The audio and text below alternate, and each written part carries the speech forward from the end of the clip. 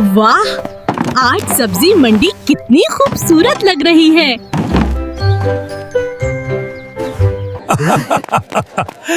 आज तो सबसे ज्यादा बिकने वाली सब्जी में ही हूँ।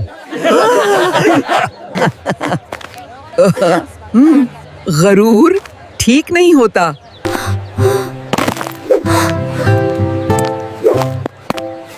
मेरा पर्स। कोई नहीं देख रहा। रख लेता हूँ। आलू ये गलत है, फौरन वापस करो। गाजर ठीक कह रही है। शुक्रिया, आप सब बहुत अच्छे हो।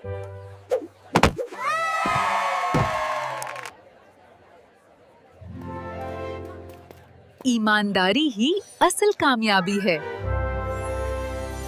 अगर आपको हमारी वीडियो पसंद आई हो तो चैनल को लाइक और सब्सक्राइब करें।